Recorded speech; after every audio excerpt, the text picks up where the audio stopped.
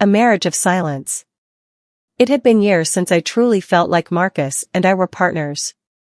We still shared a house, a bank account, and a calendar full of family obligations, but somewhere along the way, the us had dissolved into two people orbiting the same life without touching.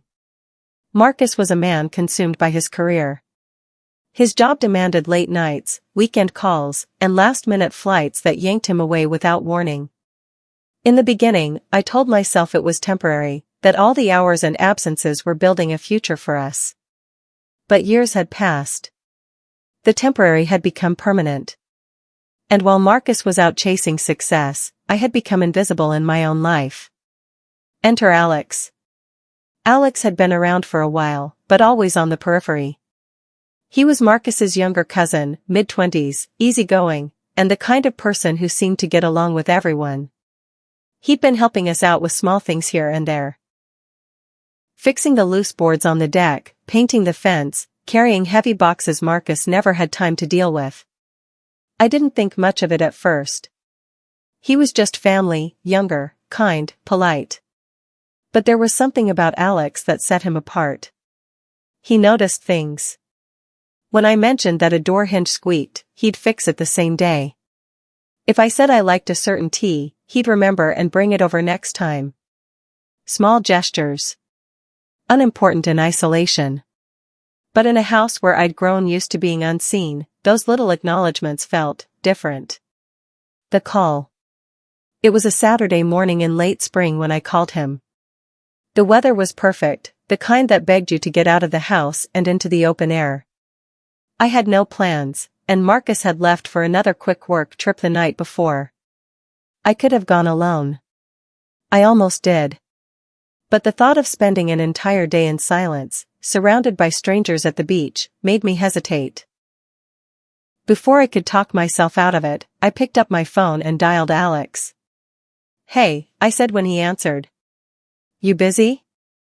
"Not really," he replied. "Want to head down to Havenport Beach? I could use some company."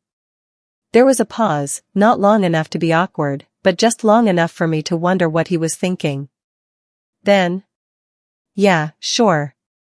Let me grab a few things. I'll meet you in 20. The drive. We didn't talk much on the way. Alex sat in the passenger seat, one arm resting against the door, sunglasses on, watching the scenery roll past.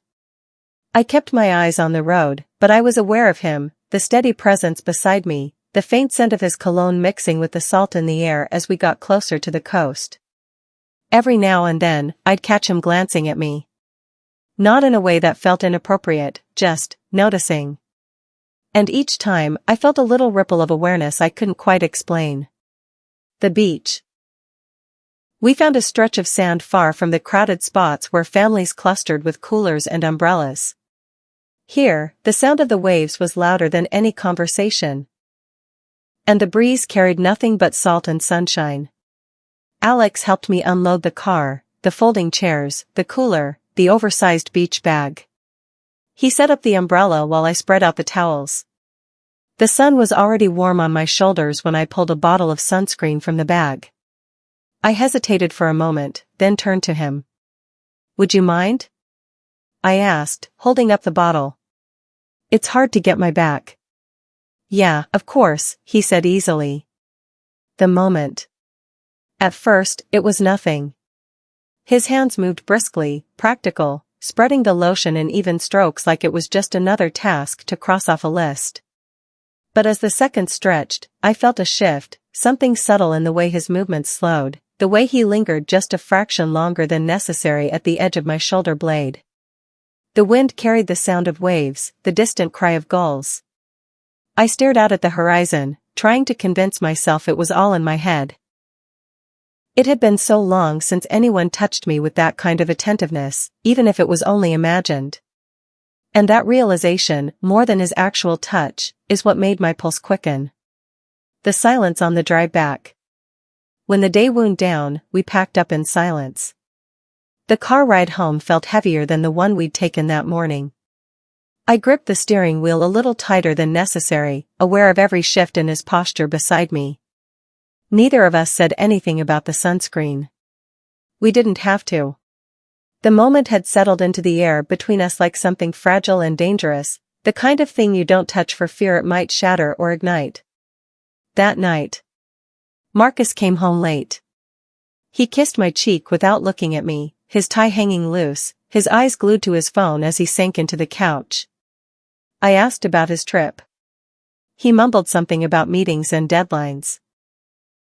When we went to bed, he turned away almost immediately, already half asleep before I'd even settled in. I stared at the ceiling in the dark, the sound of his breathing steady and distant. And in that silence, my mind replayed the day at the beach, not because anything happened, but because something had shifted. I didn't know what it meant yet. But I knew it wasn't nothing. Act 2, the weight of silence. A new awareness. The next morning, I moved through my usual routine, making coffee, straightening the living room, glancing at the clock every few minutes out of habit. But something was different. It wasn't just in my head, it was in my body, the way my shoulders tensed and released without reason, the way my pulse picked up whenever my mind drifted to the day before. I kept telling myself it was ridiculous, that nothing had happened. But nothing felt like the wrong word. Because while no lines had been crossed, something had been set in motion. The distance at home. Marcus was up early for another video call, his voice carrying from the office as he discussed sales numbers and projections.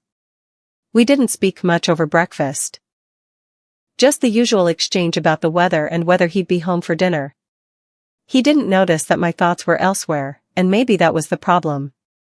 For years, I'd been telling myself I could live with the distance. That love didn't always need grand gestures or deep conversations, that maybe stability was enough. But yesterday had reminded me of something I didn't even realize I'd lost, the sensation of being noticed, really seen. Running into Alex. 2 days later, I ran into Alex at the grocery store. I was in the produce section, debating between strawberries and blueberries, when I heard a voice behind me. "Strawberries," he said. "Always strawberries. Blueberries are a gamble unless they're in season." I turned to find him leaning on the cart handle, grinning. "You here for groceries or just to give unsolicited fruit advice?" I asked, a smile tugging at the corner of my mouth. "Both," he said with a shrug. We stood there talking for a few minutes. About nothing and everything. The conversation was easy, the way it had always been. But under the surface, I could feel that same faint current from the beach. The subtle shifts. After that, it felt like I saw him everywhere, at the coffee shop, at the hardware store, once even driving past my street when I was out for a walk. Each time, there was a pause, a shared moment of recognition that lingered longer than it should have. He wasn't flirting. I wasn't either. But there was a care in the way he asked how I'd been, the way his eyes held mine for just a beat too long before we said goodbye. And slowly, without meaning to, I began to look forward to these moments. The text. One evening, after Marcus had fallen asleep on the couch with his laptop still open, I heard my phone buzz on the kitchen counter. It was Alex. "Hey, just checking in. Did you ever end up picking strawberries or blueberries?" I smiled despite myself. "Strawberries. You were right." There was a pause before his next reply. "Good choice. You always make the right ones." I stared at the message longer than I should have. It was harmless. It was nothing. And yet, I felt something uncoil in my chest that had been wound tight for a very long time. The second beach trip. A week later, Marcus told me he'd be gone again for the weekend. The words barely registered anymore, they were just part of the rhythm of our marriage. That Friday, I found myself texting Alex. "It's supposed to be perfect weather tomorrow. Thinking about going to Havenport again." This time, there was no hesitation. "I'm in." The drive was more talkative than the first. We discussed music, travel, and places we'd always wanted to see but never had the time for. His laugh came easily, and I found myself laughing too, a sound that felt unfamiliar in my own mouth. When we reached the beach, it was nearly empty. The sky was cloudless, the kind of blue that seemed too rich to be real. We set up our things and sat for a while in comfortable silence, watching the waves roll in. The conversation that almost went too far. "Can I ask you something?" Alex said after a long pause. "Sure. Are you happy?" The question caught me off guard. I opened my mouth, then closed it again. "I don't know," I admitted finally. He nodded, looking out toward the horizon. I didn't think so. There was no judgment in his voice, no pity. Just understanding. And that, more than anything, was dangerous.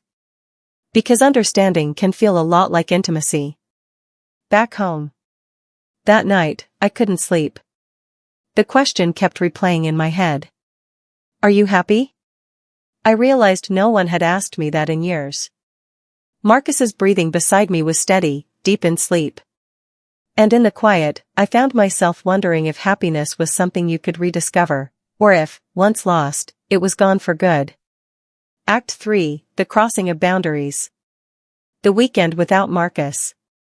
The weekend Marcus left for his conference felt different from the others. Usually, I used his absence to catch up on chores, maybe see a friend for coffee, or lose myself in a book. But this time, I was restless from the moment I woke up. The air felt charged in a way I couldn't explain, like the anticipation before a storm.